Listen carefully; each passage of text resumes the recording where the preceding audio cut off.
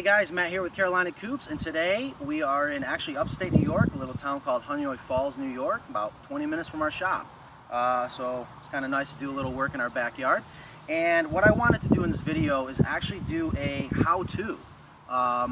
Instead of talking about our wonderful Carolina Coops, and in this case I happen to have an American Coop next to me, I wanted to actually show people how we install our apron. We talked a lot about it and why it's very important. But I thought real quick we would go through the steps on how to actually install it in case you're wanting to learn on how to put a predator apron around your coop. So let's get right into it. Just to give you a quick example, again, this is an American coop. It's a 6 by 18 foot footprint, and what we're going to do is install this fencing material. We buy it right at Lowe's. You can probably get it at Home Depot. Don't really care where you get it. But the important thing is you want to get something. I like this PVC coated. So this is a 16 gauge green PVC coated 2" by 3" fencing material. And the first thing I'm going to do, I've already unrolled it, is I'm going to cut what I call our fingers. So I'm just going to come in here. I'm going to cut this first line off. And camera lady, if you want to come in, not sure if you want to get close up, so it's pretty visual so you can see what we're doing here. So that's it, okay? And I call these the fingers, and you'll see why here in a little bit. Now, I also, it's a little bit trickier. You don't have to do it this way, but I like to try to unroll it, I guess you could say upside down. And the reason is I want to start forcing it to lay flat. We have some tricks here in a little bit. And then now what I'm going to do is do a couple first staples. Now, I'm using an 18 gauge staple gun. And all the staples are stainless steel, and that's critical because we're going into pressure-treated lumber. We don't want the copper that's in the pressure-treated lumber to corrode the hardware. So, very simple. You can pneumatically shoot it in. You can also use hot-dipped galvanized fencing staples, which are very inexpensive. You see them at most hardware stores.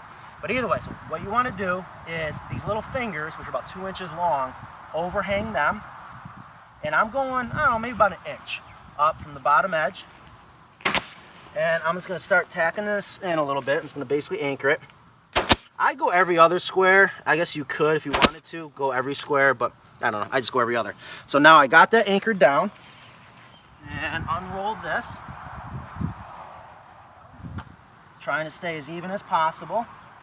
And I'm just going to shoot every other square all the way until I get down to the other side. Maybe that's a good shot right there. Okay, so now I just finished stapling this first wall back here, and I'm going to go ahead and cut it. And what I do with that first row is I'm going to do the same thing on how I started the other one. I'm going to cut it, leaving myself some fingers. I want to overhang about 2 inches from this corner. And I'm just going to cut it just like that. So we leave those fingers. And then I'm going to go ahead and I'll just go ahead and cut my fingers for the other side. So now we just went down the 18-foot side, and what I'm going to do is just repeat the same exact step down the other side. Just going to cut that off. Okay, so I just finished shooting that in. I'm going to go ahead and do the same thing. I'm going to cut this so I have my 2 inch long fingers. Now, here is where it's going to get very important. Two things that you must understand when installing the apron. One, we want to come out, in our case we're going to come out an entire 2 feet over here because we want to do what we call wrap in the corner so that a predator can't dig underneath it. You know, I guess some people I've seen them made the mistake, they do this, okay, it doesn't work because an animal can dig right there. So come out that extra 2 foot, and then what I'm going to do, grab the staple gun, start it pretty much kind of how I did the other ones. Get that lined up, right about there. I'm just going to tack this in. Again, I'm going about 1 inch from the bottom. Give a couple tacks, and then I'm going to unroll it. I'm going to continue past the coop and come out that 2 foot. So I wrap that corner. A lot of times what I do on these short runs is I'll just pull it nice and tight, using kind of a straight line to work with. Tack it in. And I'm going to go ahead and finish shooting that in. Okay, so I just finished shooting in the 6-foot side, and it's a total of 10 foot. So just a reminder, we went an extra 2 foot that way, and 2 foot this way. So now what I'm going to do is I'm going to cut it right about here. So it's just about flush with our original line that we ran, the original fencing material. And it doesn't have to be perfect, but the idea again is you're just trying to wrap this corner. And then let's come back down here. This might be better lighting. One of the reasons why I like the green PVC is it blends in right away, especially in this situation with the grass. But here's the next critical part. So we got this where it overhangs, wraps the corner, and then what I like to do is take these fingers and wrap them around basically the mating fence, if you will, just like that. And that makes it really nice and simple and easy. Looks good also. We're big on looks, even though this is all going to disappear. But that's it. That's what those fingers are for. And animals will not undo these. They will not try to dig it up. It don't have to be anything perfect, but that's the idea. The most important thing is coming out and wrapping that end. And then actually let's come down here where I just cut it. And it's just the same thing. Wrap it.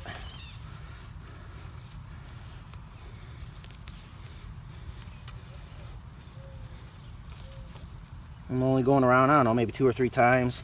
Another thing is finish it with it pointing down. I myself have forgotten to, and a lot of times when I'm on the job site, I hate wearing shoes. I like to go barefoot, and I've stepped on it a couple times. So it's a good reminder to keep it pointing down. Going around 2 or 3 times is perfect. Okay, so I just finished shooting in all the apron around the outside and wrapping the corners with the fingers. Now, the other thing I wanted to show you is one of the reasons why in the beginning I mentioned I like to unroll it upside down is to get this to naturally already lay flat, kind of hug the ground, if you will. And then another thing we like to do is we purchase these what are called sod staples. You can get these pretty much at any hardware store. We get them at Agri Supply down in the south. Great price, great product.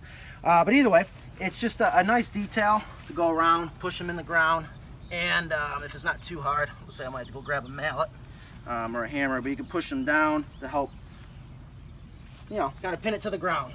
Makes it real nice. And what's going to happen is, and one of the reasons why I wanted to shoot this coop showing the installation of the apron is, believe it or not, you know, we just put this coop on grass, which is perfectly fine, and doing nothing, this apron will disappear on its own. Gravity will do its thing, and for right now I would advise the client just to mow around the outside, let the grass grow up. This will naturally sink in and disappear. Another thing I wanted to show too is I have some fingers left over right here, and I can just cut these off, which is very easy to do, and that's probably what I'll do. But something I used to do before I had sod staples is I used to bend these like that. Yeah, maybe I'll just do it in this case. And just use these like the sod staples and just push them right down into the ground. Sometimes it works, sometimes it doesn't. Yeah, it's going to work there. So that's basically the idea. So I'm going to go around now and put in the sod staples, pin that down.